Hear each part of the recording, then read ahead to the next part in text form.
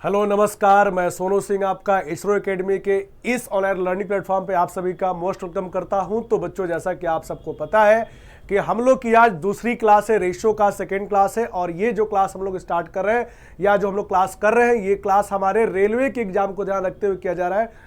और इसमें हम लोग जो क्वेश्चंस कर रहे हैं, सारे लेटेस्ट क्वेश्चन जो भी हमारे 24 के पेपर में, जितने भी रेलवे के 24 में पेपर हुए हैं, उन सब के क्वेश्चंस आपको टॉपिक वाइज यहाँ पर कराए जा रहे हैं, ताकि आपको आने वाले ग्रुप डी और एनटीपीसी एग्जाम में आपको पूरा का पूरा आपको हेल्प हो सके। और हूबहू आपको ऐसे ही क्वेश्चन मिलेंगे। तो आप सभी लोग इस क्लास को अच्छे से कंटिन्यू वे में अच्छे तरीके से करिएगा। हाँ, एक बच्चे का मैंने कमेंट देखा था कि बच्चे ने कमेंट किया, सर क्वेश्चन का लेवल बढ़ाइए।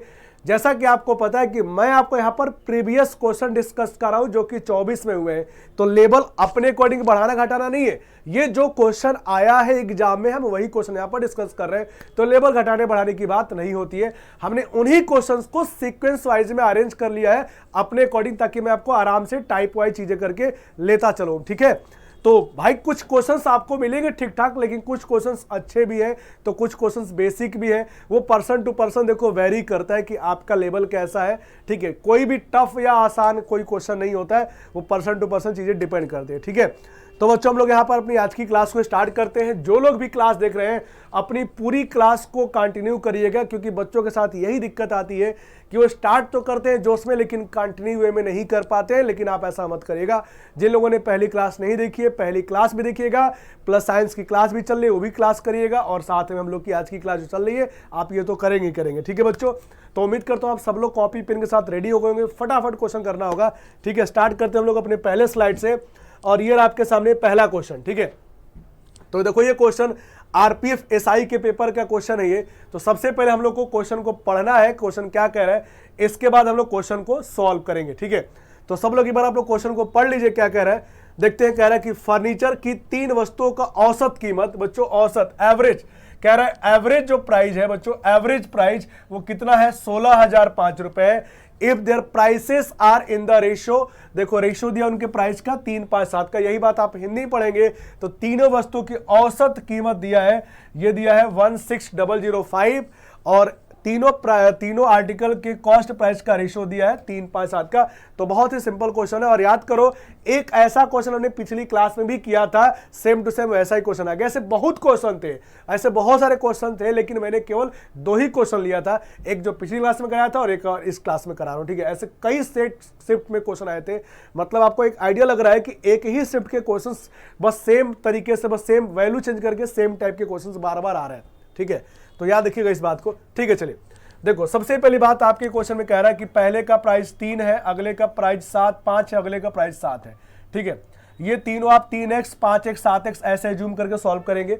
ठीक है, तो टोटल प्राइस हमारे अकॉर्डिंग कितना हो गया, 15x का हो जाएगा। लेकिन हमारे क्वेश्चन में क्या दिया है, एवरेज दिया है, तो हम लोग यहाँ पर एवरेज निकालेंगे तो डिवाइडेड बाई 3 करेंगे, तो इस तरीके से हम लोग का एवरेज कितना होगा, 5x होगा। समझ में आ रहा होगा सबको। और क्वेश्चन में जो एवरेज दिया है बच्चों, वो कितना दिया है, तो वो दिया है 16,005 रुपए दिया है। तो इक्वल्स टू कर देंगे हम लोग 16,005 कर देंगे। उम्मीद है सबको समझ में आ रहा होगा। देखिए क्वेश्चन क्या पूछा है, सबसे महंगी वस्तु का कीमत। तो भैया सबसे महंगा मतलब कौन सा, 7 वाली वैल्यू, मतलब कितनी वाली वैल्यू, 7x वाली वैल्यू हमसे पूछी गई है। बहुत ही सिंपल सा क्वेश्चन है भाई। तो 7x की जो वैल्यू होगी 16,005 अपॉन कितना करेंगे, 5 इंटू कर देंगे हम लोग 7। सबसे पहले डिवाइड करेंगे हम लोग 5 से, तो 5 से 3 आएगा, 2 आएगा, 0 आएगा और 1 आएगा। इंटू करेंगे तो लास्ट में कितना आएगा, 07 आ रहा है। देखो जब इंटू करोगे लास्ट में कितना आ रहा है, 07। तो सिंपल सी बात है, इसका ऑप्शन नंबर क्या होगा, डी इसका राइट आंसर होगा। हम यहाँ पर पूरा इंटू किए ही समझ सकते हैं। बच्चों ध्यान देंगे, जब भी चीजों को आप सिंप्लीफाई करें तो दिमाग में हमेशा यूनिट डिजिट को लेके चलिए, ताकि थोड़ा सा आपका हर क्वेश्चन में टाइम जरूर बचेगा। चाहे वो 2 सेकेंड हो, चाहे 4 सेकेंड हो, टाइम आपका जरूर बचता है। जैसे आपको पता है कि 1 इंटू 7 करोगे, लास्ट में कंफर्म 7 आएगा, उसके पहले 0 आएगा। क्योंकि देखो 7 तो यहां पर भी था, 7 यहां पर भी था, तो उसके पहले 0 आएगा। तो यहां पे चांसेस क्या है भाई, आपका डी ही इसका राइट आंसर बनेगा। उम्मीद है ये क्वेश्चन सबको समझ में आ गया होगा। बढ़ेंगे हम लोग अपने अगले क्वेश्चन पे, अगले स्लाइड पर। ठीक है, तो ये रहा आपके सामने अगला क्वेश्चन। सबसे पहला काम क्या है, क्वेश्चन को पढ़ना, समझना, इसके बाद सॉल्व करना। ठीक है, तो पढ़ते क्वेश्चन कह रहा है कि एक स्कूल में खेलों में भाग लेने वाले लड़कियों, बच्चों ध्यान देना, लड़कियों और लड़कों की संख्या का अनुपात 1:5 है। ये गर्ल्स से बॉयज का, बच्चों ध्यान देना, गर्ल्स से बॉयज का रेशो दिया है कितने का, 1:5 का। यदि लड़कियों की संख्या 243 है, ओके, लड़कियों की संख्या 243 का मतलब कितने की वैल्यू, 1 की वैल्यू क्वेश्चन में हमको दी गई है। और क्या पूछा है, तो खेलों में भाग लेने वाले लड़कों की संख्या निर्धारित करें, मतलब कितने लड़कों ने खेल में पार्टिसिपेट किया था, हमको ये बताना है। तो बहुत ही बेसिक सा क्वेश्चन, आप कह पाएंगे 1 यूनिट मतलब 1 की वैल्यू क्वेश्चन में दिया है 243 दिया, कितना दिया भाई, 243। हमसे बॉयज की 5 यूनिट की वैल्यू पूछ रहा है, तो 243 इंटू कितना कर देंगे, 5 कर देंगे, 15 का 5 आ जाएगा, ठीक है, 15 का 5 इंटू करेंगे 120 और 121 आ जाएगा, मतलब 1215 1215, जो कि ऑप्शन नंबर इसका भी राइट आंसर डी होगा। तो बिल्कुल ही सिंपल क्वेश्चन है और सिंपल तरीके से आप चीजों को कर सकते हैं, और उम्मीद है ये क्वेश्चन भी आप सबको समझ में आ गया होगा, कोई दिक्कत नहीं होगी। क्वेश्चंस के वैसे लेवल सच में आसान है, लेकिन क्या ही किया जाए, पेपर में आया है तो करना है हमको वही क्वेश्चन, ठीक है। और बढ़ते हम लोग अपने आज के तीसरे क्वेश्चन पे, तीसरे स्लाइड पर पढ़ते हैं। क्वेश्चन क्या कह रहा है भाई, कह रहा है कि एक पाठ्य पुस्तक में 662 पृष्ठ है, कितने पृष्ठ है भाई, 662 पेज है, इसमें 2 भागों में बांटा गया। कह रहा है कि इस पूरे 662 पेज को 2 पार्ट में डिवाइड किया जा रहा है। पुस्तक के दूसरे भाग में पहले भाग की तुलना में 52 पृष्ठ अधिक है, मतलब जो 2 पार्ट डिवाइड किया जाएगा, ऐसे समझिए टोटल पेज कितने हैं, 652, इसको 2 पार्ट में डिवाइड किया जा रहा है। मान लो ये पहला पार्ट और ये हो गया आपका दूसरा पार्ट, ठीक है। कह रहा है दूसरे पार्ट में पहले पार्ट के कंपेयर में 52 पृष्ठ कम है। याद रखिएगा, यदि इसमें x लेंगे तो दूसरे वाले में x माइनस 52 लेंगे, यही ना क्वेश्चन कह रहा भाई। कह रहा है कि दूसरे पार्ट में जो होगा वो पहले पार्ट के कंपेयर में 52 पृष्ठ कम है। इसका मतलब यदि पहले में x होगा तो अगले में x माइनस 52 होगा। ये दोनों पार्ट का वैल्यू आ गया। अब बच्चे बताओ, पहला पार्ट प्लस यदि हम दूसरा पार्ट जोड़ दें तो टोटल पेज हमारा कितना, 662 आना चाहिए। सिंपल सी बात है भाई। तो यहां से देखोगे आप 2x बराबर ये जाकर 52 ऐड हो जाएगा, तो भैया ऐड होगा जब जाके तो ये 4 हो जाएगी, 11 और 7 है, कितना आ गया, 714 आ गया। कितना आ गया भाई, 714 आ गया, ठीक।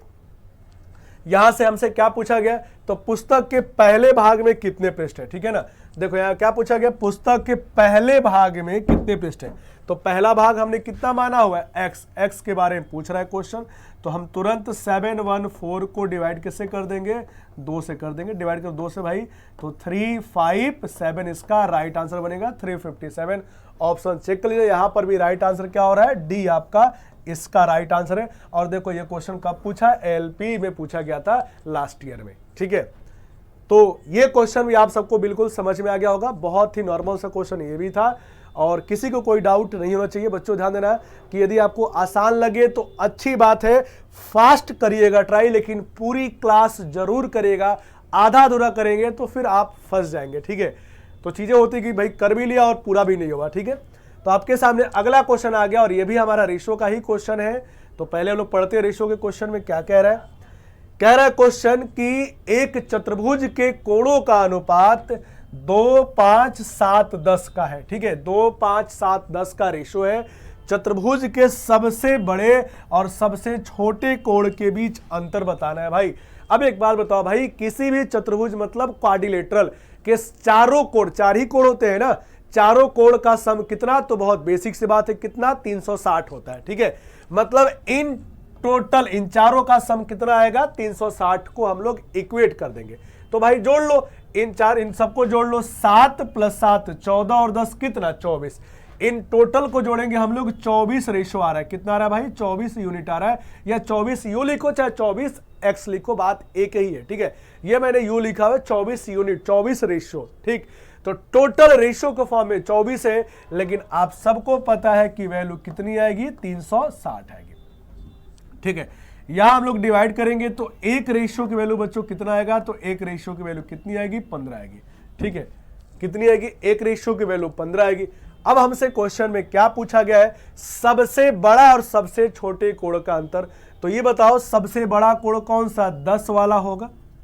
सबसे बड़ा कोण कौन सा होगा, 10 वाला होगा। और सबसे छोटा कोण कौन सा होगा, 2 वाला होगा। उम्मीद है समझ में आ रहा होगा। सबसे छोटा कोण 2 होगा, सबसे बड़ा कोण 10 होगा। इन्हीं दोनों का अंतर पूछा है। तो भाई आपके सामने है, अंतर कितने का है, 8 का है। अंतर कितने का है, 8 का है। यदि एक रेशो की वैल्यू 15 आ चुकी है तो क्वेश्चन पूछ रहा है 8 की वैल्यू कितना होगा। तो भैया 8 इंटू 15 कर देंगे, कितना आएगा, 120 इसका राइट आंसर बनेगा, जो कि ऑप्शन नंबर बी इसका राइट आंसर होगा। ठीक है, तो ये हमने अगला क्वेश्चन जो है अपना कंप्लीट किया और बहुत ही प्यारा, बहुत ही सिंपल सा क्वेश्चन था। देखो ये क्वेश्चन भी हमारे एएलपी के पेपर में पूछा गया था, असिस्टेंट लोको पायलट के पेपर में पूछा गया। ठीक है, और ये आपके सामने अगला क्वेश्चन, इसको पढ़ते हैं भाई क्या कह रहा है। ठीक है, देखो बच्चों, ये क्वेश्चन आपका कह रहा है कि 546 सेबों को नीरज, किसके बीच, नीरज, विद्या और मोहन के बीच 1/6 रेशो 1/2 रेशो 1/3 के अनुपात में विभाजित किया गया, बांटा गया। तो पूछा गया कि बताओ मोहन को कितने सेब मिले। यदि आप किसी भी बैच में कहीं भी पढ़े होगे तो आपको सबसे पहला बात इस क्वेश्चन में क्या बताया जाता है कि देखो ये जो रेशो दिया है, ये जो रेशो दिया है, रेशो फ्रैक्शन में दिया है, तो पहला काम हमारा होता है रेशो को सिंप्लीफाई करना, उसको सही करना, उसको सजाना, उसके बाद ही हम आगे चीजों को सॉल्व करते हैं। ठीक है, देखो भाई, तो सबसे पहला क्या लिखा है, 1/6 रेशियो 1/2 रेशियो 1/3 ये दिया है। तो सजाने का मतलब, सॉल्व करने का मतलब क्या होता है, इस पूरे में अपने मन से एक नंबर का गुणा करेंगे। वो नंबर कौन सा होता है, तो 6, 2 और 3 का एलसीएम। 6, 2, 3 का एलसीएम कितना होगा, 6 होगा।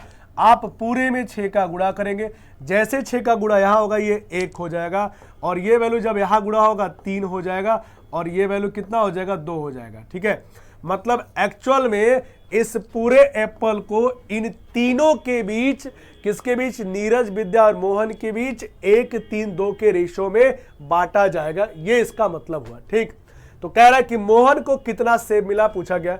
तो भैया बहुत सिंपल क्वेश्चन, टोटल सेब जोड़ दोगे, रेशो में 6 होगा, 6 की वैल्यू 546, 1 की वैल्यू बच्चों कितना होगा, 91 होगा। कितना होगा, 91 होगा। मोहन के बारे में पूछा गया, तो मोहन कौन है, देखो तीसरा वाला पर्सन, लास्ट वाला। ठीक है ना बच्चों, ध्यान देना, मोहन कौन है, लास्ट वाला। ठीक है, तो मोहन मतलब 2 की वैल्यू पूछ रहा है क्वेश्चन में, तो 2 की वैल्यू कितना होगा, 91 इंटू 2 का मतलब आंसर 182। ऑप्शन देख लीजिए, यहां पर ऑप्शन नंबर डी इसका राइट आंसर होगा। और ये क्वेश्चन आरआरबी जेई के पेपर में पूछा गया है। ठीक है, तो उम्मीद करता हूं आप सबको ये क्वेश्चन भी समझ में आ गया होगा। बच्चों एक बात ध्यान देना, आप सबको पता है ऑलरेडी कि देखो ये अपनी जो क्लास है रिकॉर्डेड फॉर्म में मिल रही है आपको शाम को डेली 9 बजे। ठीक है, तो आप डेली 9 बजे ही क्लास को कर लिया करिए, क्योंकि बाद का सोचेंगे तो बाद की चीजें आपने पता नहीं कितना कुछ बाद में सोचा होगा और कितनी चीजें आपकी छूट चुकी होंगी बाद के चक्कर में। तो ऐसा मत करिएगा। आपकी क्लास की टाइमिंग 9 बजे है, तो आप 9 बजे ही अपना टाइम जैसे भी निकाल के इसको क्लास को कंप्लीट करेगा। हाँ, एक और चीज कि ग्रुप डी का फॉर्म अब भरना शुरू हो चुका है, जैसा मैंने आपको एक नोटिफिकेशन वीडियो में बताया था। तो आप सभी लोग ग्रुप डी का फॉर्म भर दीजिए तुरंत जो है, वरना फिर वो भी बाद के चक्कर में कई बच्चों का फॉर्म छूट जाता है, क्योंकि बाद में सर्वर बिजी हो जाते हैं या आप कहीं बिजी हो गए, बाई चांस आपके दिमाग से मिस हो गया, तो फिर आपका गया ये पूरा का पूरा साल आपका चला जाएगा। तो ये बहुत अच्छा मौका है, आप सभी लोग फॉर्म को भरिए और अच्छे से मन से एकदम तैयारी करिए। ठीक है, तो बच्चों ये रहा आपके सामने अगला क्वेश्चन। और अगला क्वेश्चन क्या कह रहा है, पढ़ते हैं भाई। कह रहा है कि संख्याओं ए और बी के बीच औसत अनुपात। देखो बच्चों, यहां पर ए और बी के बीच औसत अनुपात का मतलब यहां पर मीन प्रोपोर्शन की बात कर रहा है। और याद करो मैंने आपको प्रोपोर्शन के बारे में 3 टाइप बताए थे, फोर्थ प्रोपोर्शन, थर्ड प्रोपोर्शन और मीन प्रोपोर्शन बताया था। ठीक है, कह रहा है ए और बी कोई 2 नंबर होगा, इनका मीन प्रोपोर्शन 6 है। कितना भाई, 6 है। देखो बच्चों, ए और बी का मीन निकालोगे तो ए इंटू बी का स्क्वायर रूट करना होता है, और इसकी वैल्यू क्वेश्चन में कितनी दी गई है, 6 दी गई है। मतलब ये हुआ कि a इंटू बी बराबर स्क्वायर दोनों तरफ करेंगे तो a इंटू बी बराबर कितना होगा, 36 होगा। उम्मीद है समझ में आ रहा होगा सबको। a इंटू बी की वैल्यू कितना होगा, 36 होगा। अब देखो क्वेश्चन क्या पूछा है कि निम्नलिखित में से संख्याओं का कौन सा जोड़ा a और b का मान हो सकता है।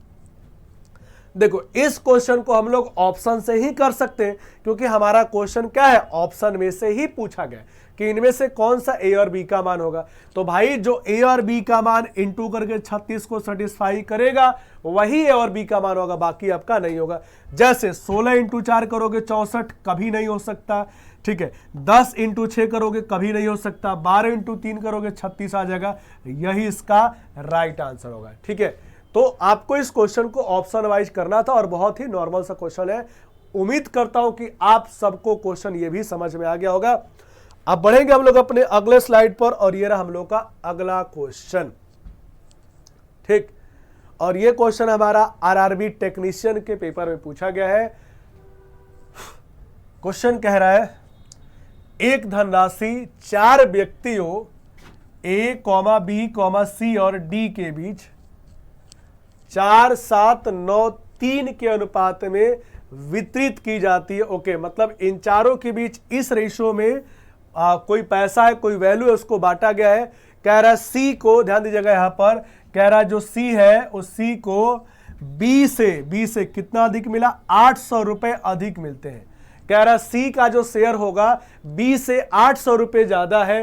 तो भाई देखो यहां पर C का शेयर कितना है, C का शेयर कितना भाई, तो 9 है, और B का शेयर कितना है, तो आप कहोगे 7 है। ठीक है, तो C का शेयर 9 है, B का शेयर 7 है। क्वेश्चन में C को शेयर ज्यादा मिलना ये दिया गया है, मतलब हमारे अकॉर्डिंग यहां पर जो डिफरेंस बनेगा बच्चों कितने का बनेगा, 2 का, और 2 की वैल्यू क्वेश्चन में कितना बोला है, 800 रुपए।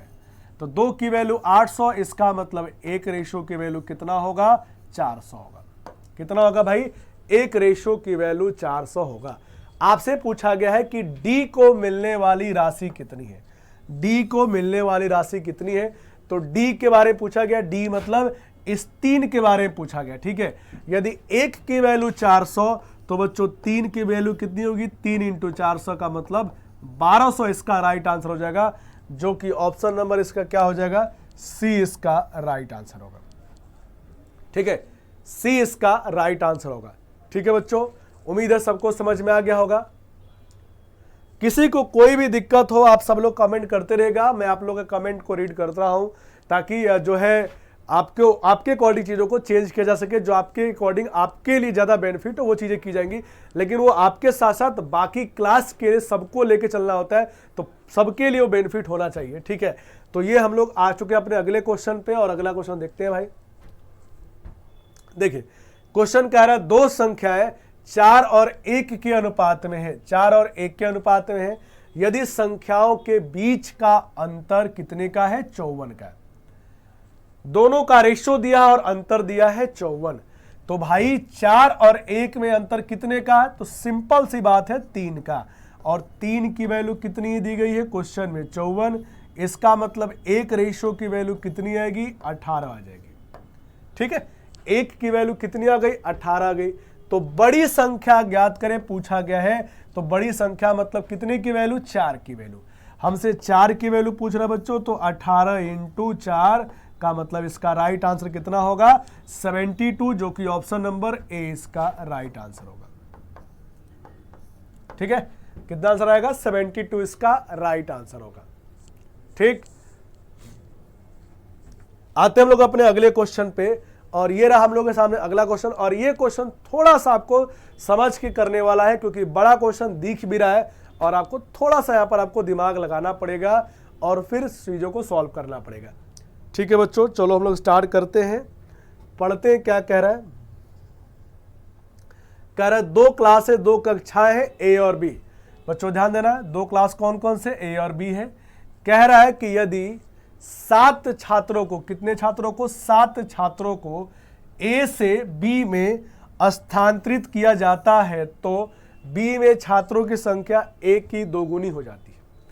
देखो सबसे पहली बात, हमें इस क्वेश्चन में ए और बी में कितने कितने छात्र हैं हमको ये वैल्यू नहीं पता है, तो हम लोग यहाँ पर अपने मन से ए का वैल्यू ए मान लेंगे और बी का वैल्यू कितना मान लेंगे, बी मान लेंगे।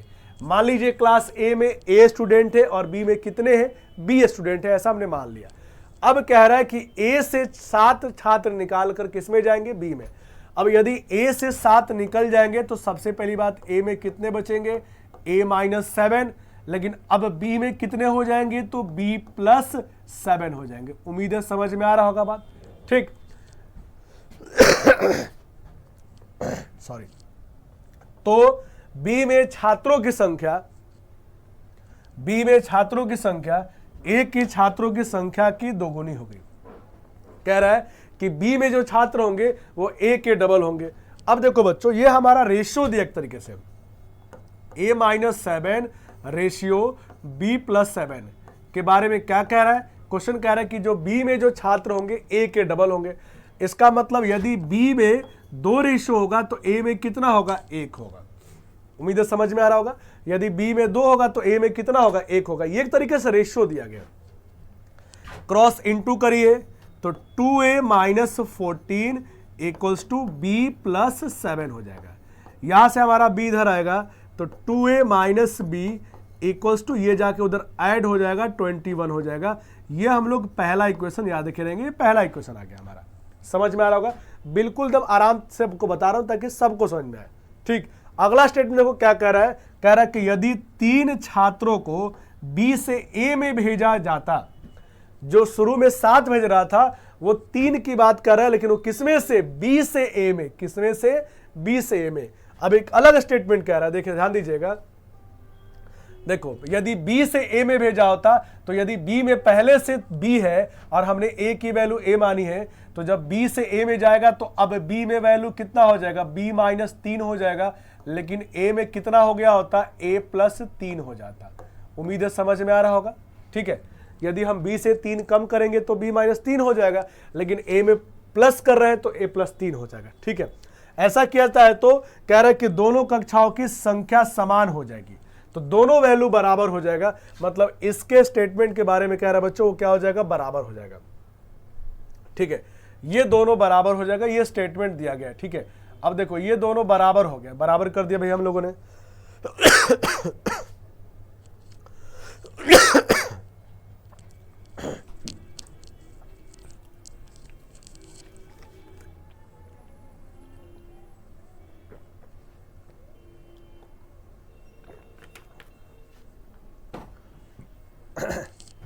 हाँ, इतनी बात सबको समझ में आ रही होगी।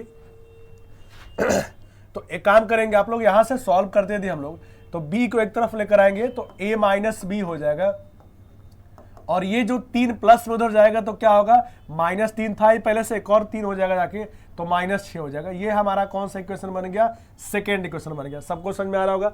तो एक इक्वेशन मेरे पास ये पहले से था और ये सेकेंड हो गया। हम दोनों इक्वेशन को सॉल्व करेंगे यहाँ पर, तो a-b बराबर वैल्यू कितनी आ गई, -6 आ गई। ये सबको समझ में आ रहा होगा, ठीक है। अब हम इन दोनों को जोड़ देंगे,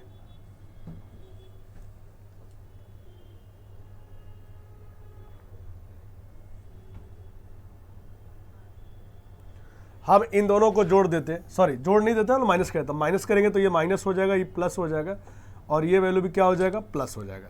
तो फाइनली यहाँ से a बराबर क्या है, देखो ये b से b कट जाएगी वैल्यू, और a बराबर कितनी आ जाएगी, 27 आ जाएगी। यदि a की वैल्यू 27 आ गई तो हमसे b की वैल्यू पूछेगा, तो हम यहाँ पर a की वैल्यू 27 जब पुट करते हैं तो -6 आके +6 हो जाएगा, और ये बराबर क्या हो जाएगा, b हो जाएगा। तो यहाँ पर b की वैल्यू कितनी आ गई, 33 आ गई। b की वैल्यू कितनी आ गई, 33, और a की वैल्यू कितनी आ गई, 27। इन दोनों का डिफरेंस पूछा भाई, तो 27 और 33 में डिफरेंस कितने का, 6 का। इसका वैल्यू आ जाएगा, डिफरेंस कितने का होगा, 6 का हो जाएगा। इसका मतलब इसका राइट आंसर क्या होगा, ऑप्शन नंबर ए होगा। उम्मीद है सबको समझ में आ गया होगा, ठीक है। एकदम पूरा मैंने जो बातें बोली पूरा डिटेल लिखकर आपको समझाया। बच्चों देखो, हम लोग इस क्वेश्चन, मुझे एक चीज और समझ में आ रहा है कि हम लोग एक और तरीके से इस क्वेश्चन को हम लोग कर सकते थे, बट फिलहाल पहले आप इसको समझ लीजिए, एक बार इसको देख लीजिए अच्छे से, फिर मैं आपको एक और चीज बताता हूं जिसमें हमें क्वेश्चन को तुरंत हो जाएगा, ठीक है, तुरंत हो जाएगा, ठीक। ये मैंने आपको पूरा डिटेल समझा दिया कैसे करना था, लेकिन हम लोग इस क्वेश्चन को और भी जल्दी कर सकते थे, थोड़ा सा दिमाग लगाते तब। देखो देखिए, सबसे पहली बात, क्वेश्चन में हमें a और b जो मानी है, a और b हम अपने दिमाग में लेके चलेंगे कि स्टूडेंट्स कितने हैं, मान लीजिए a और b, हम ये मान के चलेंगे, ठीक, यदि हम इस क्वेश्चन में सेकेंड स्टेटमेंट को देखें, सेकेंड स्टेटमेंट को देखते हैं, कह रहा है कि 3 छात्र बी से ए में भेजे गए। बच्चों ध्यान देना, मतलब यदि बी से ए में भेजे गए, मतलब बी से ए में भेजे गए, सॉरी, बी से ए में भेजे गए मतलब बी -3 और ये वैल्यू a + 3, सॉरी,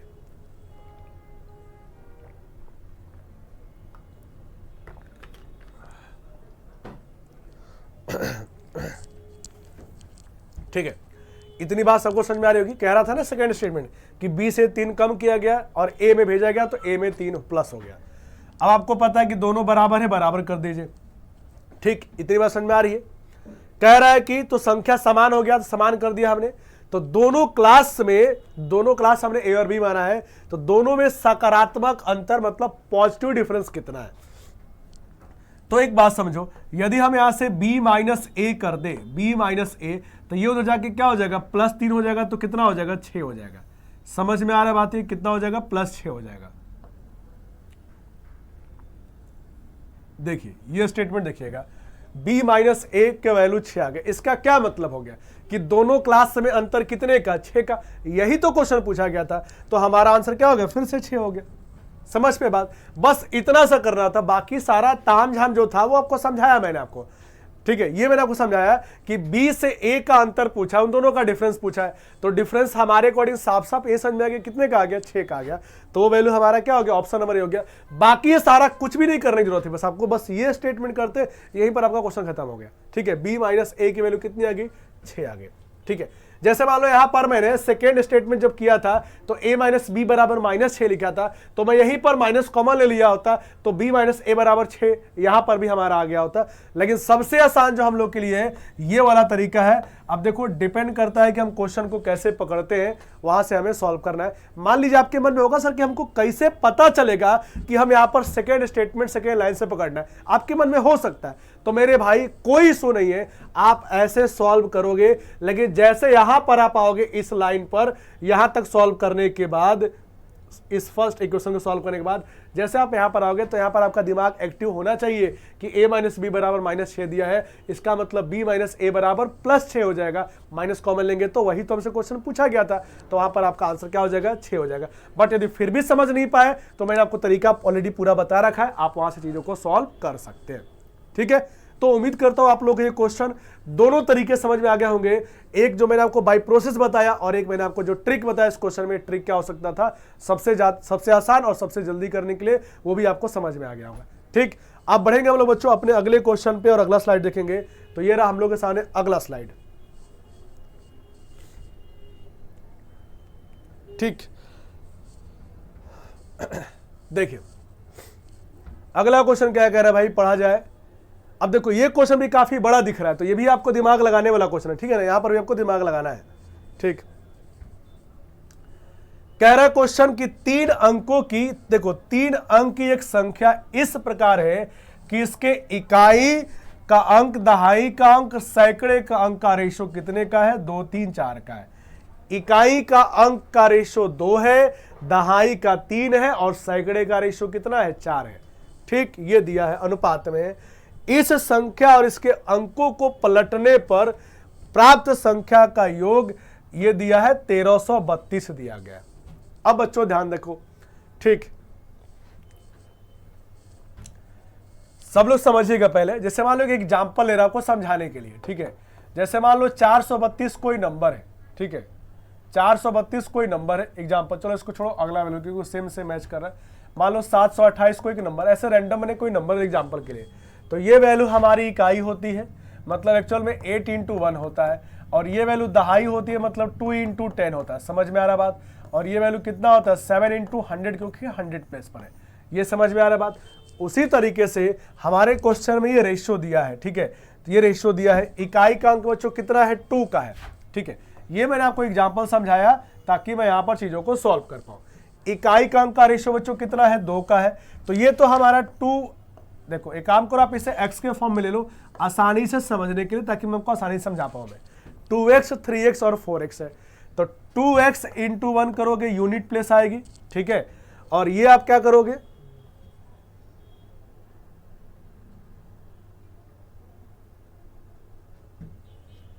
इकाई अंक, दहाई अंक और सैकड़े के अंक का रेशो कितने का भाई, 2, 3, 4 के अनुपात में इस संख्या और इसके अंकों को पलटने पर प्राप्त संख्या के बीच का योग। ठीक है बच्चों, देखो तो इकाई का अंक आपका 2x हो गया, ठीक। दहाई का अंक कितना है भाई, तो 3x है, तो 3x का मतलब कितना, 3x इंटू 10 करोगे, दहाई का अंक कितना हो जाएगा, 30x हो जाएगा, ठीक है। और सैकड़े का कितना है, 4x है, तो 4x इंटू 100 करोगे तो ये वैल्यू कितनी हो जाएगी, 400x हो जाएगी। उम्मीद है समझ में आ रहा होगा।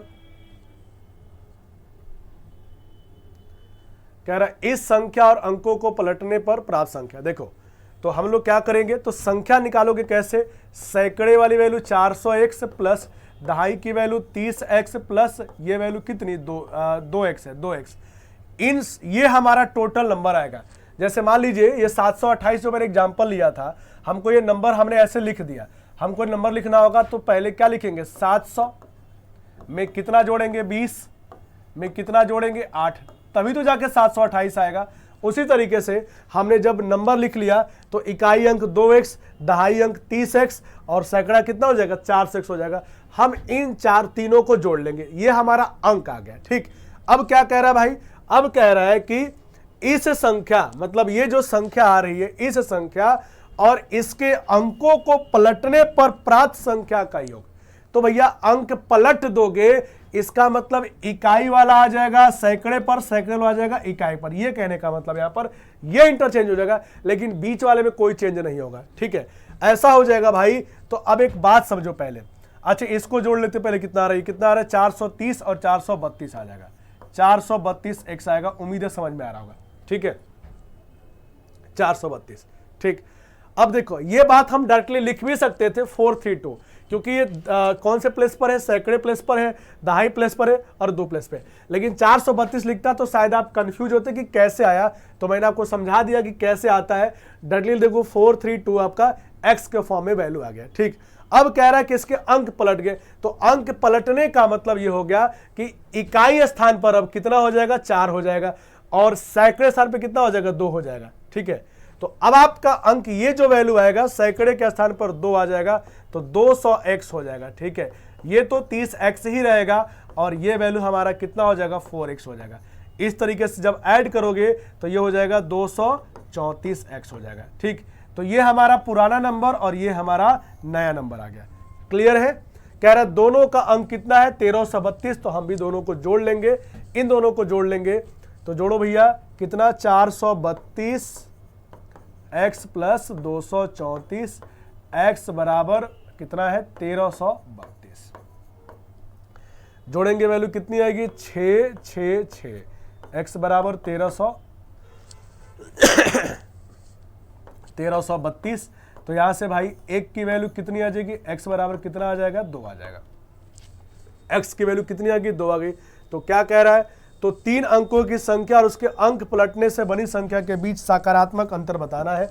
तो इन दोनों का अंतर बताना है, किसका, इन दोनों का अंतर बताना है हम लोग को। तो अंतर निकालने के लिए काम करिए, अंतर चेक करिए कितने का है। तो आप क्या करेंगे, 12 में से 4 जाएगी, वैल्यू कितनी आएगी, 8 आ जाएगी, और ये वैल्यू आ जाएगी 9 आ जाएगी, ये 1 आ जाएगा, 198x आएगा। कितना आएगा, 198x। और यदि x की वैल्यू 2 आ गई तो 198x की वैल्यू 198 इंटू 2 कर दोगे तो यहां से वैल्यू कितनी आ जाएगी, ऑप्शन नंबर सी इसका राइट आंसर हो जाएगा, 396 आ जाएगा।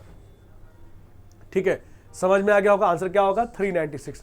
तो ये भी हमारा बढ़िया क्वेश्चन था, ठीक है, बड़ा क्वेश्चन है। तो जब भी बड़ा क्वेश्चन आता है तो थोड़ा सा आपके जो है कंफ्यूजन शुरू हो जाते हैं, और उम्मीद करता हूं कि आप लोगों को ये क्वेश्चन समझ में आ गया होगा। आप चाहते, देखो ये तो मैंने आपको पूरा समझा दिया, लेकिन आप चाहते तो यहां पर भी डायरेक्ट कर सकते थे, क्या चीज, कि भैया इकाई अंक सैकड़े की वैल्यू 4 3 2 है, तो पहला जो अंक होगा 432 होगा, डायरेक्टली बोल सकते थे, ठीक है, 432x होगा, और जब यही चेंज हो जाएगा तो 234 हो जाएगा, x हो जाएगा। इन्हीं का सम दिया था और इन्हीं का अंतर पूछा गया था। तो यहां से हम लोग इस क्वेश्चन को डायरेक्ट भी कर सकते थे, बट ये मैंने आपको पूरा डिटेल समझा दिया कि कैसे कैसे वैल्यू बनता है और कैसे आपका आता है। ठीक है, तो यहाँ से आप जोड़ते 666 आ गया, सीधा आप यहाँ पे आ जाते, वहाँ से x की वैल्यू 2 आ जाती और डिफरेंस पूछा तो आप यहाँ से डिफरेंस निकाल लेते। उम्मीद करता हूँ ये क्वेश्चन भी आप सबको समझ में आ गया होगा। अब बढ़ेंगे हम लोग अपने अगले क्वेश्चन पे और देखेंगे हम लोग अपना अगला क्वेश्चन क्या होगा। देखो ये क्वेश्चन एलपी में पूछा गया है और ये आपके सामने अगला क्वेश्चन, और ये क्वेश्चन हमारा किसका है, रेशो के पार्ट एज का क्वेश्चन है और आप सबको ये सॉल्व करना है।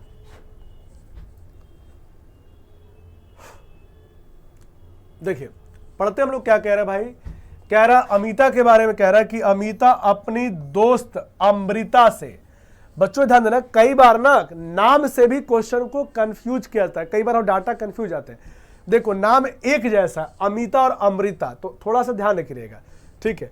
अमिता जो है अमृता से 2 साल बड़ी है, मतलब ये 2 साल बड़ी है, अमिता बड़ी है 2 साल, प्लस में है वो 2 ईयर, ठीक है।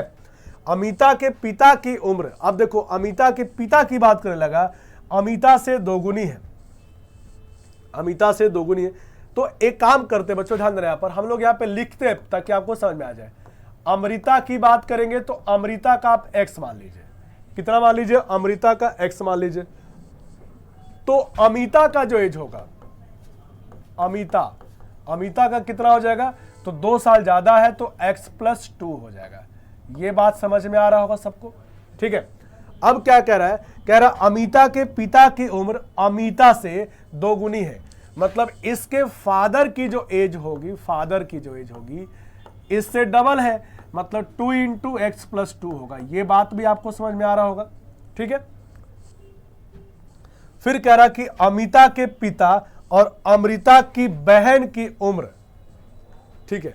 अमिता के पिता मतलब ये अमृता की कोई बहन होगी, उसके बारे में कहीं ना कहीं आगे बात करेगा। अमृता के बहन की उम्र में 43 वर्ष का अंतर है, ठीक है। अमिता और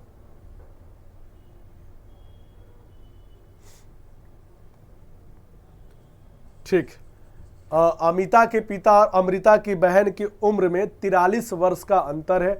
अमिता और अमृता की आयु के बीच का अंतर क्या होगा। एक बार हम लोग क्वेश्चन फिर से पढ़ते हैं, क्या कह रहा है। Amita is 2 year older than her friend Amrita, okay, ठीक है। Amita's father is twice as old as Amita, ठीक है, ये भी सही है, हमने ट्वाइस कर दिया है। And Amrita is twice old age her sister, okay. अच्छा देखो हम लोग यहाँ पर एक लाइन पढ़ना भूल गए, इसलिए क्वेश्चन जो है फंस रहा था हम लोग का। ये लाइन हमने पढ़ा ही नहीं भाई, अमृता की उम्र उसकी बहन से दोगुनी है, हमने ये लाइन तो पढ़ा ही नहीं, इसलिए तो क्वेश्चन नहीं बन रहा है, ये हमने लाइन छोड़ दिया था। यदि हमें लाइन नहीं पढ़ेंगे तो क्वेश्चन बन ही नहीं पाएगा। वही मैं सोचूं यार क्वेश्चन गलत है कि मेरे से कोई छूट रहा है, तो देखो ये हमने लाइन पढ़ा ही नहीं था। देखो यहाँ पे क्या करा कि अमृता की उम्र जो है उसकी बहन से दोगुनी है, मतलब ये जो अमृता की एज है इसकी सिस्टर जो होगी, सिस्टर से दोगुनी है, ये दोगुनी है, तो सिस्टर की एज यहां पर कितनी बन जाएगी, x/2 बन जाएगी। उम्मीद है समझ में आ गया होगा बात। अब ये तो सिस्टर की जिसकी x/2। अब यहाँ पे स्टेटमेंट दिया गया था अमिता के पिता और अमृता की बहन के उम्र में 43 वर्ष का अंतर है। तो अमिता के पिता ये है कितने भाई, इंटू करिए 2 का 2x + 4 और उसकी बहन कितने की है, x/2। इनका डिफरेंस कितने का दिया क्वेश्चन में, 43 का दिया है। उम्मीद है इक्वेशन सबको समझ में आ गया होगा, ठीक। हमसे क्या पूछा, अमिता और अमृता की आयु के बीच का अंतर। पहले हम ये सॉल्व करते हैं, ये x वाली वैल्यू सॉल्व करोगे 4x - x मतलब हाँ 3x/2 हो जाएगा, और ये जो 4 उधर जाएगा तो क्या हो जाएगा, माइनस हो जाएगा, तो 39 हो जाएगा। 3 से डिवाइड होगा 13 आएगा, तो x की वैल्यू बच्चों यहाँ पर कितनी आएगी, इंटू होके 26 आ गया। x की वैल्यू 26 आ गया। और हमसे क्या पूछा है, अमिता और अमृता के आयु के बीच का सम। तो भैया अमिता और अमृता के आयु के बीच का जो सम होगा यहाँ पर देख लो, 2x प्लस कितना होगा, 4 होगा। भाई दोनों को जोड़ दोगे ना, 2x + 4 होगा। x की वैल्यू 26 आ गई, तो बच्चों 2x + 4 की वैल्यू कितनी होगी, तो 26 का डबल मतलब 52 + 4 मतलब आंसर 56 इसका राइट आंसर होगा। ऑप्शन नंबर देख लीजिए, 56 होना चाहिए था यार। ऑप्शन में 56 तो नहीं है, कितना आई थी वैल्यू हम लोग की, x की वैल्यू 26 आई है, तो 26 का डबल 52 ही होगा। 52 और प्लस कितना करना था हम लोग को, हमने यहाँ पर 4 क्यों किया यार, हमने 4 नहीं करता यहाँ पे, देखो ये 2x + 2 होगा। बच्चों यहाँ पे थोड़ा ध्यान देना, हम इसको जब ऐड करेंगे तो 2x + 2 ही तो होगा ना, ठीक है, 2x + 2 होगा, तो 2x + 2 करना था हमें, तो फिर ये वैल्यू हमारी हो जाएगी 54, इसका राइट आंसर होगा, जो कि ऑप्शन नंबर ए इसका राइट आंसर होगा। ठीक है, उम्मीद है सबको समझ में आ गया होगा। इसका राइट आंसर क्या होगा, ऑप्शन नंबर ए 54 होगा। मैंने आपको पूरा एकदम अच्छे से बाकायदा पूरा प्रॉपर एकदम बताया है, ताकि आपका मैथ वीक भी हो तो आपको भी समझ में आए। हम पूरे बच्चों को, जितने बच्चे भी क्लास कर रहे हैं, हम उन सबको ध्यान में रख के चीज़ों को पूरा बता रहे हैं, ताकि कोई भी आपका क्वेश्चन छूटे नहीं। भाई याद रखना, अब ग्रुप डी से आसान तो कोई पेपर नहीं होता है। अब यदि ये भी चला गया तो फिर तो समझो कि फिर बेड़ा गर्क ही है फिर तो। ठीक है, तो भाई ये सिंपल सी बात ध्यान देना कि ये पेपर नहीं जाना चाहिए, ये निकलना ही चाहिए। यदि ये नहीं निकलेगा तो फिर क्या निकलेगा फिर। ठीक है, इसीलिए मैं उन सबको लेके चल रहा हूं भाई, कि ताकि आप सबको क्वेश्चन सारे समझ में आए, और आप जब ग्रुप डी के पेपर देने जाए या आपका एनटीपीसी का पेपर हो तो आपसे क्वेश्चन सारे बनने चाहिए वहां पर। ठीक, अब आते हैं बच्चों हम लोग अपने अगले क्वेश्चन पे। अगले स्लाइड पे आते हैं भाई। अगला क्वेश्चन क्या कह रहा है, पढ़ते हैं। देखो यहां पर त्रिभुज के बारे में आ गया, थोड़ा सा आपको छोटा सा प्रॉपर्टी समझना पड़ेगा। कह रहा है 2 समरूप त्रिभुजों का संगत भुजा का रेशो बच्चों कितना है, 2 और 3 के अनुपात में है। छोटे त्रिभुज का क्षेत्रफल जो दिया है वो दिया है 36। बड़े त्रिभुज का क्वेश्चन पूछा गया बच्चों। देखो तो ये बहुत बेसिक सा क्वेश्चन है, लेकिन किसके लिए, जिसको प्रॉपर्टी पता है, वरना गलत हो सकता है। बच्चों याद रखना कि किसी भी 2 समरूप ट्रायंगल की बात कर रहा है। जब भी ट्रायंगल समरूप होता है तो उनकी जो साइड का रेशो, जो भुजाओं का रेशो दिया है, भुजाओं का जो रेशो दिया है उसका जब स्क्वायर कर दोगे, भुजाओं का रेशो का स्क्वायर करते हैं तो जो रेशो आता है वो किसका आ जाता है, एरिया का रेशो आ जाता है। किसी भी 2 समरूप ट्रायंगल के साइड का रेशो का यदि आप वर्ग करते हो, स्क्वायर करते हो, तो जो रेशो बन जाता है, वैसे यहां पर कितने का बनेगा, 4 और 9 का, ये बन जाएगा उनके एरिया का रेशो, मतलब कि क्षेत्रफल का रेशो। ठीक, अब मतलब इसके अकॉर्डिंग, हमारे अकॉर्डिंग पहले का एरिया बनेगा 4, तो अगले का एरिया बनेगा 9, और क्वेश्चन में छोटे वाले का एरिया मतलब 4 की वैल्यू 36 दी गई है। तो सिंपल सी बात है, 1 की वैल्यू कितनी, 9 आएगी। समझ में आ रहा होगा बात। बड़े वाले का आपसे एरिया पूछा है, बड़े वाले का मतलब 9 का एरिया पूछा है भाई, तो 9 की वैल्यू कितना होगा, 81 सेंटीमीटर स्क्वायर इसका राइट आंसर हो जाएगा। ऑप्शन नंबर देख लीजिए, ऑप्शन नंबर सी इसका राइट आंसर होगा। क्या किसी को कोई भी दिक्कत है, आप फिर से पूछ सकते हैं। किसी को कोई भी तकलीफ हो, कोई डाउट हो, आप फिर से पूछ लीजिए। ठीक,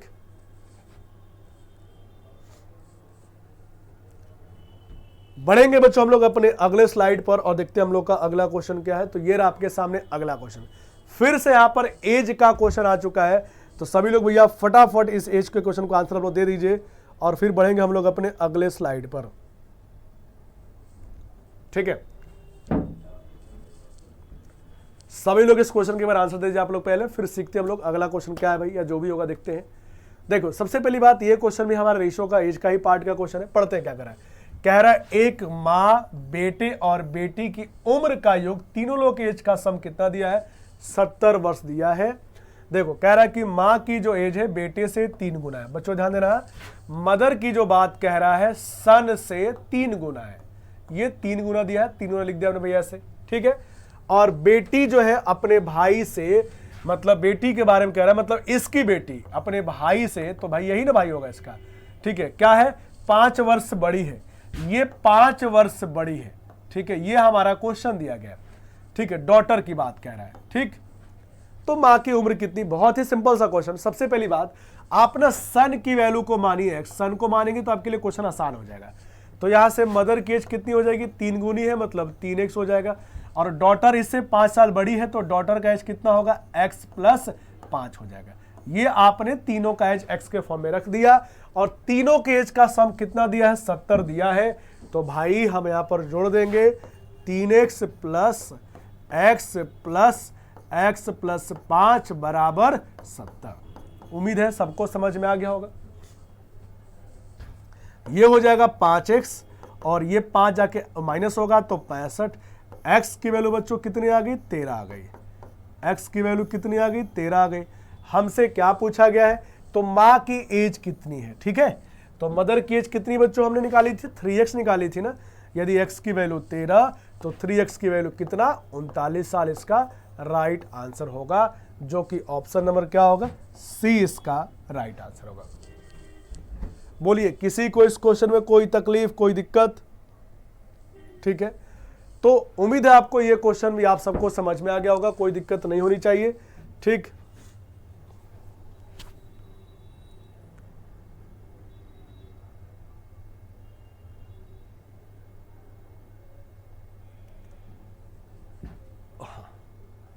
ठीक है। तो बच्चों हमने ये क्वेश्चन अपना कंप्लीट कर लिया।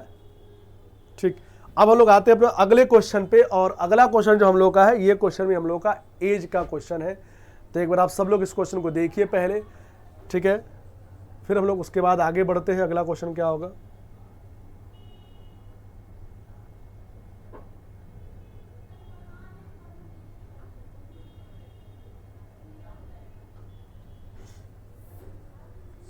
ठीक है,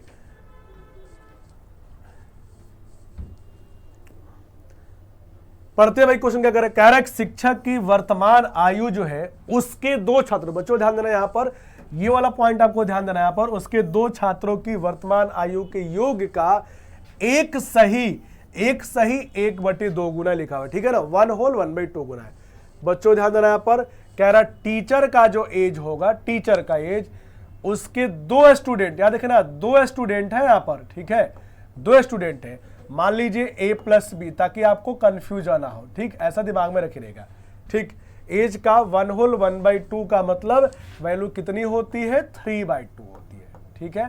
मतलब टीचर की एज 3 होगी, तो इन दोनों के एज का सम बच्चों कितना होगा? 2 होगा, ठीक है। अब कह रहा है 6 वर्ष बाद। अच्छे बच्चों ध्यान देना, ये एक्स के फॉर्म में आप एज्यूम करते हो, सिंपल सी बात है भाई। ठीक, अब कह रहा है 6 वर्ष के बाद उसकी आयु दोनों छात्रों की आयु के योग से अनुपात दिया है। अब बच्चों ध्यान देना, 6 वर्ष बाद, अच्छा 6 वर्ष बाद की बात करेगा तो टीचर का एज हो जाएगा 3x + 6। समझ में आ रहा है बात? लेकिन बच्चों यहां पर ध्यान देना है कि जो स्टूडेंट का एज होगा 2x + 12 हो जाएगा। कितना होगा? 2x + 12 होगा। अब आपके मन में डाउट, सर 12 क्यों? बच्चों ध्यान दो, यहां पर क्या है, ये 2 लोगों का एज का सम 2x था, ठीक है। अब 6 वर्ष बढ़ेगा, जैसे मान एग्जांपल आपका और मेरा 2 लोगों का एज का सम दिया गया है, और 6 वर्ष बाद की बात करेगा, इसका मतलब आपके एज में भी 6 वर्ष बढ़ेगा और मेरे एज में भी 6 वर्ष बढ़ेगा। भाई सबके में 6-6 वर्ष बढ़ेगा, तो इसलिए यहां पर 2 लोग थे तो दोनों का एज 6-6 वर्ष, मतलब कि 12 वर्ष टोटल इंक्रीज हो जाएगा उन दोनों के टोटल में। समझ पाए बात? ये क्या कहने का मतलब है, यही आपको ध्यान देना था कि दोनों का एज 2x है, 6 वर्ष बाद की बात करेगा तो दोनों का टोटल कितना बढ़ जाएगा? 12 वर्ष बढ़ेगा, दोनों का 6-6 वर्ष, ठीक है। ये 6 वर्ष बाद का वैल्यू बनेगा, और वही आपका क्वेश्चन में कह रहा है 6 वर्ष बाद का जो है रेशो कितने का? 6 और 5 का, ठीक है। उसके बाद टीचर की कह रहा है कि छात्रों की आयु का रेशो, ठीक है। तो बच्चों आप यहाँ पे कहोगे 3x + 6 और ये अपॉन कितना? 2x + 12 इक्वल्स टू बच्चों कितना? 6 और 5 का रेशो। उम्मीद है समझ में आ गया होगा सबको। क्रॉस इनटू कर देंगे हम लोग यहाँ पर, तो ये देखो पहले तो 15x हो जाएगा और ये वैल्यू कितना हो जाएगा? 30 हो जाएगा। यहाँ पे ये क्रॉस इनटू हो जाएगा तो 12x + कितना हो जाएगा? 72 आ जाएगा। समझ में आ रहा होगा सबको। एक तरफ करेंगे x की वैल्यू तो 3x हो जाएगा और ये वैल्यू कितनी हो जाएगी? 42 हो जाएगी। तो यहाँ से x की वैल्यू कितनी आ गई? 14 आ गई। x की वैल्यू आ गई 14। हमसे क्या पूछा गया? किसका? शिक्षक का वर्तमान एज कितना है भाई? तो शिक्षक का मतलब टीचर 3x की वैल्यू पूछ रहा है। यदि x की वैल्यू 14 तो 3x को हम ऑलरेडी निकाल ही चुके थे यहाँ पर भाई, 42 कितना होगा? 42 होगा। इसका मतलब ऑप्शन नंबर ए इसका राइट आंसर होगा, ठीक है। तो ये क्वेश्चन भी आप लोग एक बार देख लीजिए, सबको समझ में आ गया होगा, कोई दिक्कत नहीं होनी चाहिए, ठीक है बच्चों। तो आज की क्लास बच्चों हम लोग की इतनी ही रहेगी। इसके बाद फिर से हम लोग मिलेंगे, तो अगले पार्ट में रेशो को हम लोग और आगे बढ़ाया जाएगा। जो लोग बीच में ज्वाइन करेंगे वो पूरी क्लास को जरूर करिएगा। देखो बच्चों, पेशेंस के साथ आपको करना पड़ेगा, पेशेंस होना बहुत जरूरी है, खासकर कंपटीशन के एग्जाम में या किसी भी चीज में। देखो पेशेंस नहीं होगा तो चीजें आप जो है बार कभी कुछ करोगे, कभी कुछ करोगे, कभी कुछ करोगे, तो फिर दिक्कत है। ठीक है, तो जहां पर भी पढ़ते हैं उसको पूरा कंटिन्यूअस वे में उसको कंप्लीट करिए, तभी उसका बेनिफिट दिखेगा, वरना फिर आधा अधूरा रहेगा तो बेनिफिट आपको नहीं मिलेगा। ठीक है, तो उम्मीद करता हूं आपको आज की क्लास सबको समझ में आ गई कि कोई भी तरह का, किसी भी तरह का कोई भी डाउट होता है, किसी भी क्वेश्चन पे किसी भी तरह का बात होता है तो आप कमेंट कर दीजिएगा, मैं आपका कमेंट रीड करूंगा और उसके अकॉर्डिंग फिर हम लोग अगली क्लास में बात कर लेंगे। ठीक है बच्चों, तो उम्मीद करता हूं सबको क्वेश्चन सारे समझ में आ गए होंगे फिर। और इस वीडियो को आप लोग ज़्यादा से ज़्यादा बच्चों तक पहुंचाइए, शेयर करिए, ताकि बच्चे और भी क्लास में जुड़े। ठीक है, चलिए फिर, thank you everyone, thank you, take care, Jai Hind, good bye.